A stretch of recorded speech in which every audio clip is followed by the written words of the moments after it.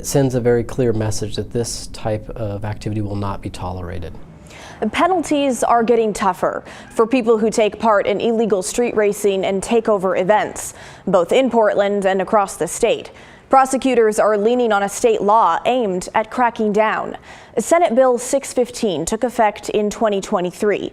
It amends two existing criminal codes, reckless driving and organizing a speed racing event, making them both Class A misdemeanors, the most serious in that category. If convicted, you could face up to 1 year in prison, a more than $6,000 fine, or both. If convicted of the same crime again within 5 years, that bumps the charge up to a Class C felony, which carries a maximum sentence of 5 years in prison, a $125,000 fine, or both. While those penalties may seem tough, it's not enough to stop people. Sergeant Kevin Allen with Portland Police explains why. Sometimes it is almost seen in the street racing community as just part of the doing business and the cost of doing business. They buy tires to burn out, and they also have money available to get their car out of impound. So that brings us to another piece of this law, and in our opinion, the most interesting part. It allows law enforcement to seize vehicles involved in street racing through what's called criminal forfeiture, meaning people who participate in street racing or street takeovers can lose their cars and never get them back. One thing that we have found that many of the street racers really value is their car, and if they lose their car and can't get it back, that's a huge deterrence for them. They put a lot of work into these cars. They put a lot of love and effort and modification to make them work for them to do this activity. And when they lose that can be really hard for them. So the goal is clear here. Send a strong message to try and prevent these illegal events from happening, seen as they are becoming increasingly bold. Just take it from Ben Ford, who I talked to this time last year after a street takeover near his house in Northeast Portland. He told me trailers carrying the race cars were right by his home. It was pretty horrifying. The dog actually ended up crying all night.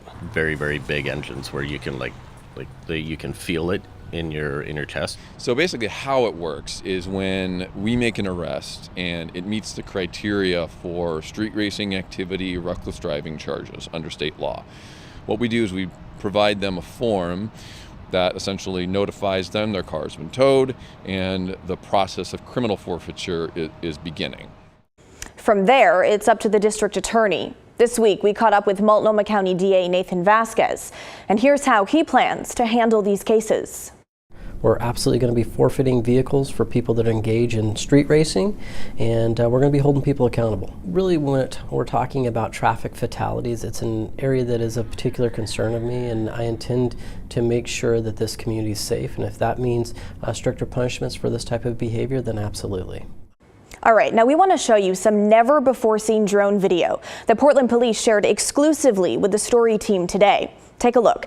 This is from what police are calling a street sliding event that happened last month on January 18th. You can see just how close the cars are sliding, within inches of each other. And that car in the middle, the one they're circling around, that's a security officer's vehicle. And the officer was inside the car at the time. This was in a parking lot off North Columbia Boulevard. Officers used this drone footage to identify the vehicles and arrest two men. They towed their vehicles. Both were charged with unlawful street takeover, and one faces gun charges as well. Now, this was the first time Portland Police used a drone to track down illegal drivers like this. So that's a really powerful tool, and we want to get that out because we want street racers to know that we have this tool and that we're going to use it because it's really important that we address this activity. Police say both drivers in that January 18th event in North Portland were given criminal forfeiture notification forms, meaning it may have been the last time they were behind the wheel of those vehicles. When we've made arrests and given the admonishment form that we have to give them, we could see it in their face. That is something that's going to impact them. Now, we asked the DA about where those cases stand now. Our office did issue charges on those cases. We are seeking forfeiture. Right now, of course, we are in a bit of a holding pattern as we are waiting for the defense attorneys to agree to take the cases. So far, they have refused to do that, but that's not going to change our effort. We're going to continue to prosecute them. We're going to continue to move forward and request that they get appointed attorneys so that we can properly prosecute those cases. Now, how often do these forfeitures actually happen? We're going to show you a pie chart right there. Since the state law went into effect in June 2023 through January 31st of this year, Multnomah County data shows there have been 14 vehicle forfeiture cases. 5 were dismissed due to process issues. 4 are pending forfeiture hearings. 3 were returned to a financial institution, and 2 were seized by law enforcement. When we're talking about these types of cases and street racing in particular, often the single most important thing to those individuals is that vehicle. And this is a way to provide an immediate consequence, and it is very directly connected to the activity.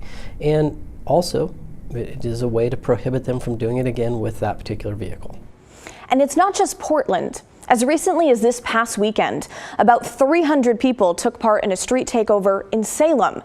Here's the aftermath. It closed the intersection of Northeast Lancaster Drive and Market Street for hours. Police say people set off fireworks, did burnouts, and it took many officers, including a specialized crowd management team, to eventually clear the scene.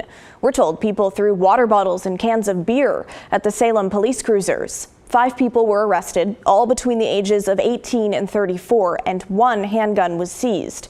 Now, I asked the Marion County District Attorney, Paige Clarkson, how she plans to handle these cases. She told me her office had not yet seen the cases from police, and because of that, it's too early for her to comment on potential forfeiture consequences.